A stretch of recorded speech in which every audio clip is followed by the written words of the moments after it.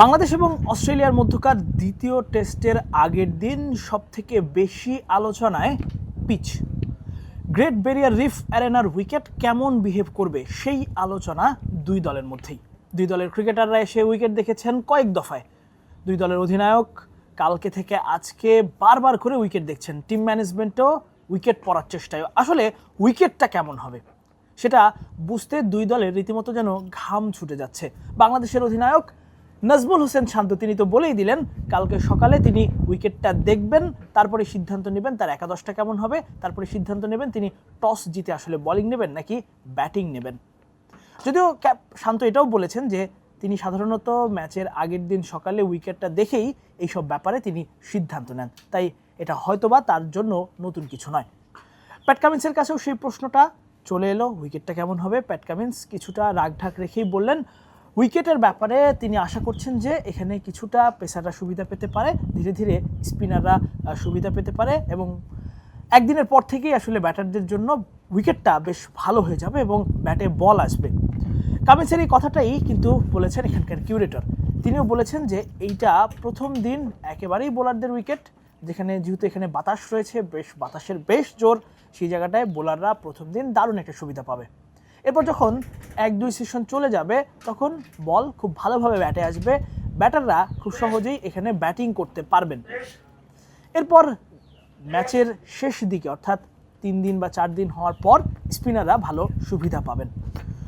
মোটামুটি একটা আইডিয়া পাওয়া গেছে যে উইকেটটা আসলে কেমন আচরণ করবে, অর্থাৎ এখানে শুরুতে পেসাররা সুবিধা পাবে, এরপরে ব্যাটাররা, এরপরে স্পিনাররা, অর্থাৎ একটা স্পোর্টিং উইকেটের আভাস, 3 পক্ষেরই সুবিধা পাওয়ার আভাস। সেই জায়গাটা থেকে এখন কথা হচ্ছে যে বাংলাদেশের একাদশটা কেমন হবে। তার আগে একটা ইন্টারেস্টিং ঘটনা জানিয়ে রাখি। প্যাট কামিন্সের প্রেস কনফারেন্স শেষ করে বাইরে দাঁড়িয়েছিলাম, এমন সময় প্যাট কামিন্স বিভিন্ন যে ব্রডকাস্টিং টিভি চ্যানেলগুলো আছে সেগুলোতে তিনি ইন্টারভিউ দিচ্ছিলেন এবং ইন্টারভিউ দেওয়ার সময় আমি আসলে পাশে দাঁড়িয়ে শুনছিলাম যে তিনি কি বলেন।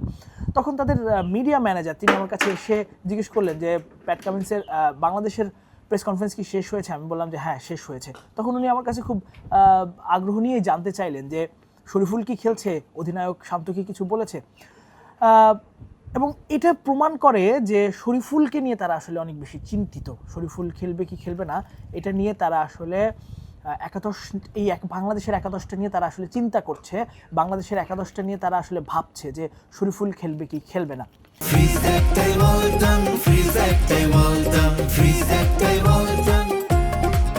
তো সেই জায়গাটায় আমি অবশ্য তাকে উত্তর দিয়েছি এভাবে যে শরীফুল খেলবে কি খেলবে না এটা অধিনায়ক শান্ত নিজেও জানেন না।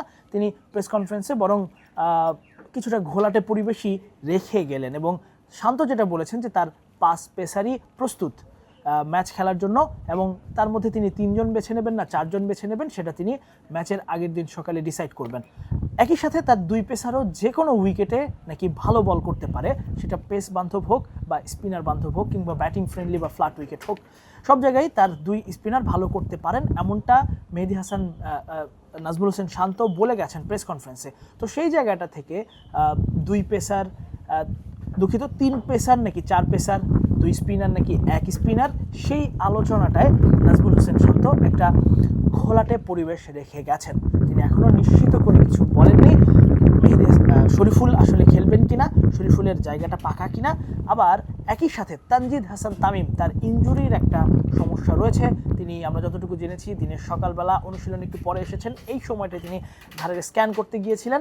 সেই স্ক্যান রিপোর্ট পাওয়ার পর তিনি এখনও আসলে তানজিদ তামিমের ব্যাপারে নিশ্চিত করে কিছু জানাননি। তিনি তানজিদ তামিমের জন্য আরও কিছুটা সময় অপেক্ষা করতে চান, অর্থাৎ তানজিদ তামিমকে নিয়ে এখনও যদি কিন্তুর একটা ব্যাপার রয়ে গেছে এবং ক্যাপ্টেনের কথা অর্থাৎ শান্তর কথায় সেটার প্রমাণ পাওয়া গেছে।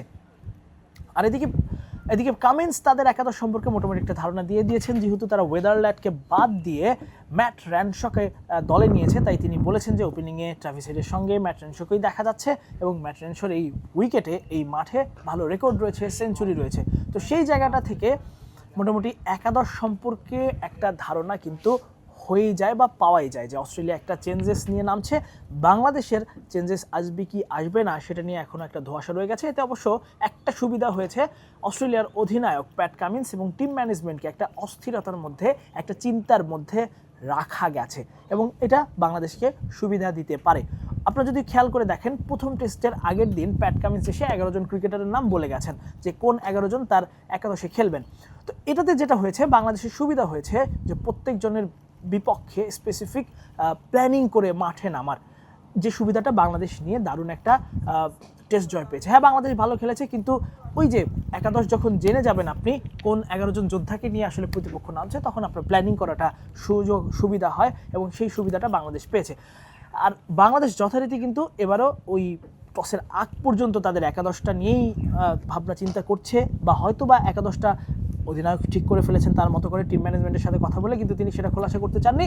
অস্ট্রেলিয়াকে একটা ধোঁয়াশার মধ্যে রেখেছেন, কামিন্সকে একটা ধোঁয়াশার মধ্যে রেখেছেন, তারা শরীফুলকে নিয়ে চিন্তিত, তারা এবাদতকে নিয়ে চিন্তিত, তারা তাসকিনকে নিয়ে চিন্তিত, তারা হাসান মাহমুদকে নিয়ে তো আরও বেশি চিন্তিত। সো এই যে একটা অস্থিরতা, এটা বাংলাদেশকে আসলে মাইন্ড গেমে সাহায্য করবে, মাইন্ড গেমে জিততে সহায়তা করবে অস্ট্রেলিয়ার বিপক্ষে, এবং তাদেরকে এই চিন্তা ভাবনায় রেখে একদম ম্যাচের একদম টসের সময় একাদশটা বলে দিলে সেটা হয়তো বাংলাদেশের জন্য একটা সুবিধা হবে, এবং সেই সুবিধাটা নিশ্চয়ই বাংলাদেশের অধিনায়ক নিতে চাইবেন। এখন দেখার বিষয় আসলে দ্বিতীয় টেস্টটা কেমন হয়। 139 বছর পর অস্ট্রেলিয়ার মাটিতে অস্ট্রেলিয়াকে হোয়াইট ওয়াশ করার সুযোগ বাংলাদেশের সামনে, একটা রেকর্ড ভাঙার সুযোগ। যদিও ক্যাপ্টেন প্যাট কামিন্স বলেছেন এই রেকর্ড তিনি কোনোভাবেই ভাঙতে দিতে চান না, তারা বরং আত্মবিশ্বাসী ঘুরে দাঁড়াতে। 2017 সালেও তারা বাংলাদেশে গিয়ে একটা টেস্ট হেরে তারপরে আবার ঘুরে দাঁড়িয়েছিল, এবারও তারা সেই আত্মবিশ্বাসটা নিয়েই মাঠে নামতে চান। এখন দেখার বিষয় আসলে তানজিদ তামিম খেলেন কিনা, পিচ কেমন ব্যবহার করে, শরীফুল খেলেন কিনা, এবং শেষ পর্যন্ত আত্মবিশ্বাসী অস্ট্রেলিয়া জিততে পারে কিনা। এতক্ষণ আমাদের সঙ্গে থাকার জন্য ধন্যবাদ। ম্যাকাইয়ের গ্রেট ব্যারিয়ার রিফ আন্তর্জাতিক ক্রিকেট স্টেডিয়াম থেকে এতক্ষণ আপনাদের সঙ্গে ছিলাম আমি তাসফিক পলক, এবং ম্যাচের সময় নিশ্চয়ই আপনাদের সামনে বারবার আসবো, ম্যাচের বিশ্লেষণ করবো। এতক্ষণ আমার সঙ্গে থাকার জন্য আপনাদের ধন্যবাদ।